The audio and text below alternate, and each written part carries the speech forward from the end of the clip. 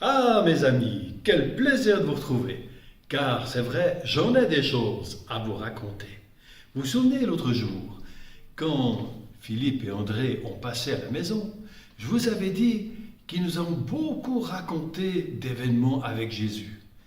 Et un qui nous a plu au village, c'est l'histoire qu'il a racontée sur un certain semeur. Ça nous a plu parce que nous, on a l'habitude de travailler nos champs et on sait bien comment ça se passe avec la semence. Pas facile d'avoir quelque chose dans la récolte, car la terre, c'est pas une petite affaire. Mais il faut que je vous raconte ça.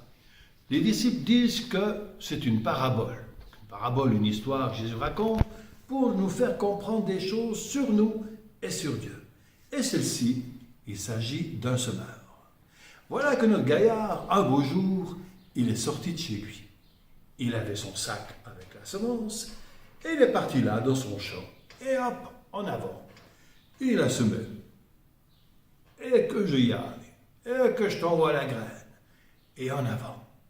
Et voilà, la graine est tombée sur toutes sortes d'endroits différents.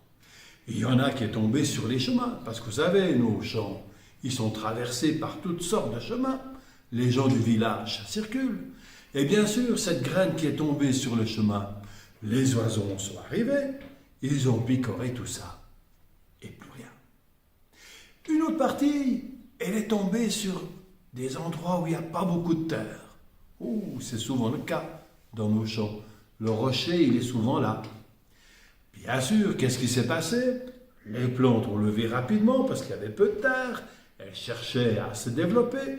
Dès que le soleil est arrivé, tout s'est desséché.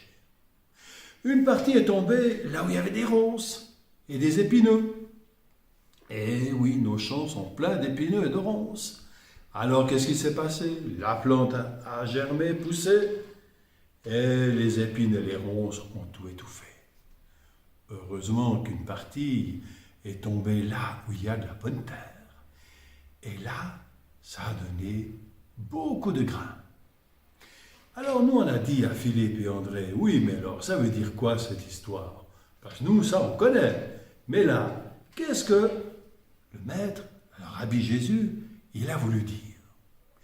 Alors Philippe et André nous ont dit, ben vous savez, nous aussi, on n'avait pas compris.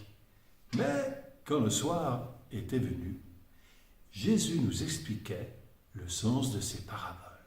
Et voilà ce qu'il nous a dit concernant celle-ci. Il nous a dit, la semence, ce sont les paroles qu'il nous adresse.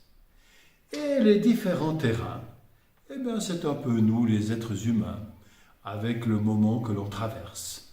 Par exemple, quand c'est le chemin avec les oiseaux qui viennent picorer, eh bien c'est simplement que on est bien disposé, mais on n'est pas prêt à écouter. Ou bien quand la semence tombe dans les terrains sans terre, eh bien c'est que on est prêt à suivre ses paroles, mais au fond de soi-même, on n'a pas envie. Ou lorsque la semence tombe dans les terrains avec des épineux ou des ronces, eh bien voilà, simplement c'est que les soucis de la vie, les tracas, empêchent cette parole de se développer. Et heureusement qu'il y a la bonne terre, ça veut dire le terrain qui est prêt à écouter et à mettre en pratique ces paroles. Et là, cela donne beaucoup de fruits. Oh, alors nous, au village, on a bien aimé cette histoire. Parce que nous, les histoires de terrain et de semences, on connaît. Bien sûr que ça nous montre que ce n'est pas facile dans notre vie d'être un bon terrain. Ça, c'est une bagarre de tous les jours. Mais nous, on était bien contents de connaître cette histoire. Et puis bien d'autres. Oh, il faut que je vous dise, les amis, il paraît que Jésus, il a donné rendez-vous à ses disciples près de Béthanie, un de ses prochains jours. Sûrement qu'il va se passer quelque chose d'intéressant. Je vous raconterai ça la prochaine fois. Allez, au revoir mes amis, et à bientôt.